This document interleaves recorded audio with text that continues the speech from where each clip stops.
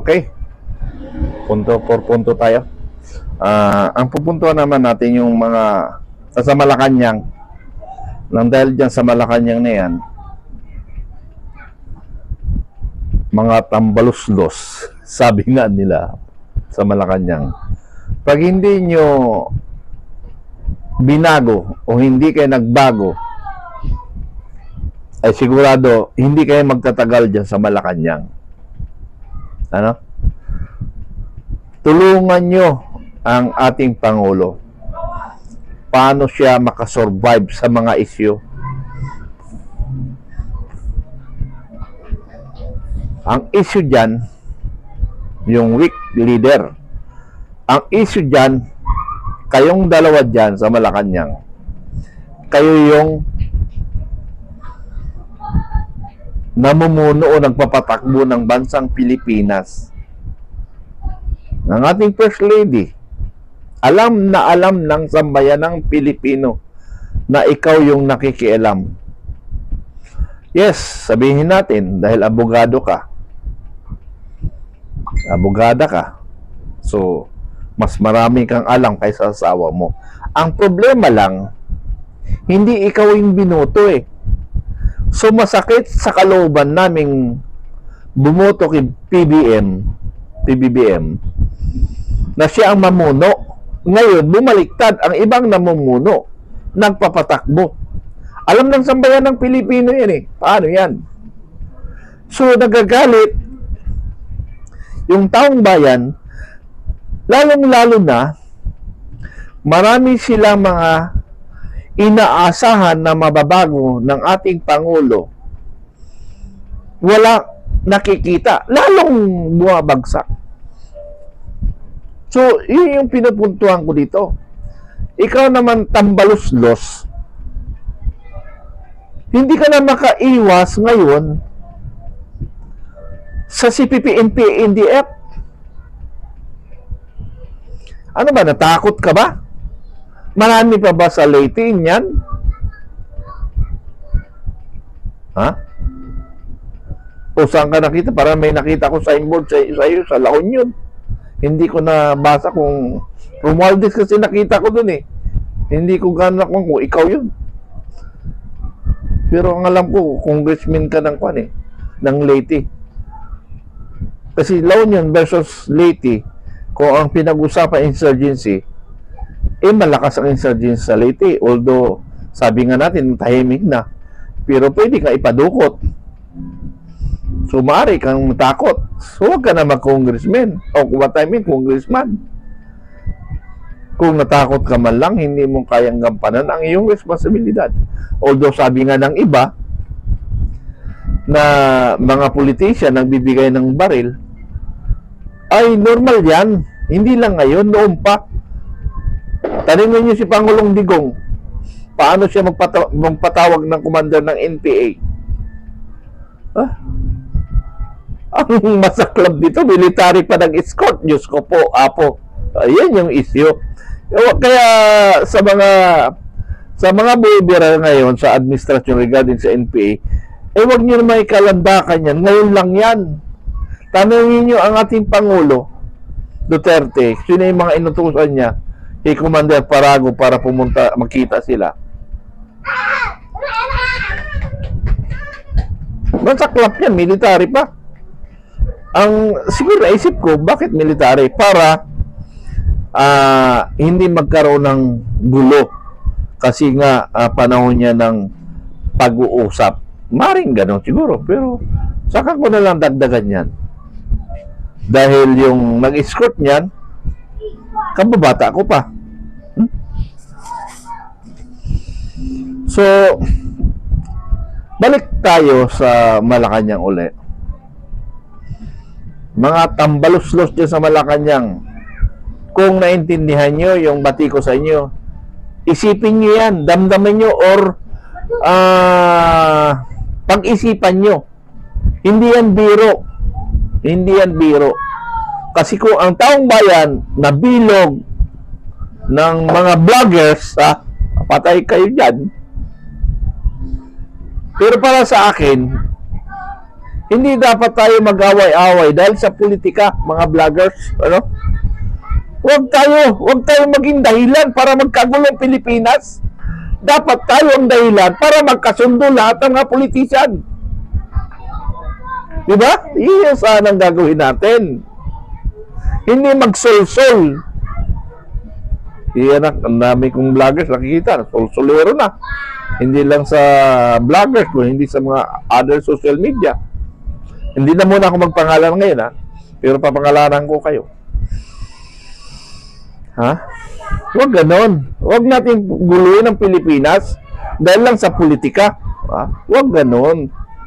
Pero para sa akin, kung pinagsabong yung mga lang yung dalawang politician o yung mga leaders o political leaders, mas maganda na ang military junta. Para wala silang gikilingan. Ang military na lang ang magpapatakbo for temporary habang malakas ang politika. Ang aga pa ng politika, banat kayo ng banat sa kabilang partido, babanat na kabilang partido, babanat ay nagsalubong sila ngayon, maaga pa. Mga walang iya kayo, ginamit nyo lang yung mga Pilipino. Kayo na mga Pilipino, papagamit kayo. Ha?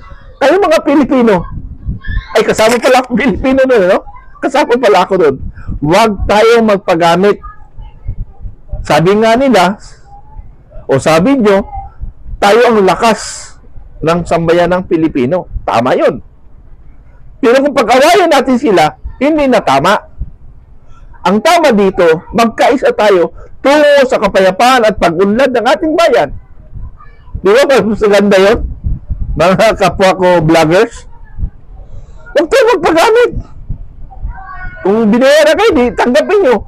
Pero ang nasa isip nyo, pagkakaisa. Ha? I'm still neutral between two lovers. Sabi mo, may narinig ako, between two lovers, ano? Mamaya ko, saka ko na anong topic yung between two lovers. Ha? Nasa gitna nyo ako. Ako ang mamamagitan sa mga kabilang vloggers, ako nasa gitna nyo. Kaya titingnan ko lahat yung vlogs ninyo para pagkasunduin natin. Yun yung point ko doon. Hindi ko pag-aawayin. Kung kumita kayo, okay lang yun. Kaya nga pumasok kayo dyan eh. Pero ako hindi ako pumasok para sa kumita. Para sa katotohanan lang ako. Anin ko ang pera? Saan ko dadalhin yan? Bigay ko sa anak ko. Tapos nalaman na magnanakaw yung ama. Kawawa yung anak ko. Ha? Hindi makalakad ng tingala kung hindi nakayuko. O magsalamin na lang para hindi mapansin. Ha? Nakain yan mga bayaran? Nakain yan? Pero sabi ko, hanap buhay lang. Pero yung magpabayad kayo, ay wag na. Ha? Wag tayo magpabayad. Pag tayo nagpabayad, yung ating mga sinasabi, bias na yun. Ha? Bias na yung ating sinasabi pag tayo nagpabayad. Why? One, pag hindi ka naging bias, diretso ka, magagalit sa iyo yung kabila. Ngayon, kung naging neutral ka, magagalit pa rin sila. Pero mayroong kakampi dito sa kabila, di ba? May kakampi ka. Pero kung bias ka, dito galit sila. Wala kang kakampi dito. Kasi bias ka nga eh. Pero kung neutral ang isip mo, dalawa yung kwan mo. Ang maglalaban niya, yung masama at saka mabuti. So dalawang kumikilig sa iyo, masama at saka mabuti. Dahil neutral ka. Pero kung bias ka, it's either the two, bias or tama ka. Ha? What I mean, tama at saka mali. Kung ikaw bias, maraming galit sa'yo. wala kang kakampi dito sa tama. Pero kung neutral ka, dalawa yan kaaway mo. Pero mas maganda lang may kakampi ka kaysa ang kakampi mo, yung kaaway mo rin. Dati, yung kakampi mo, magiging kaaway mo. Okay, so much for that.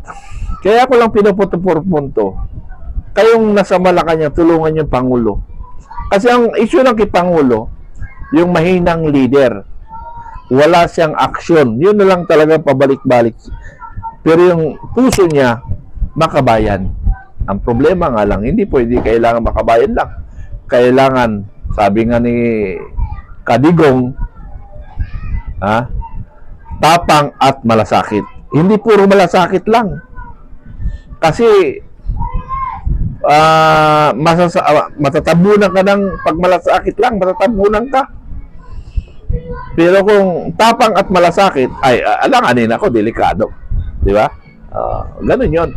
So much for that. Tinuntuhan ko lang dito, huwag natin silang pag-aawayin.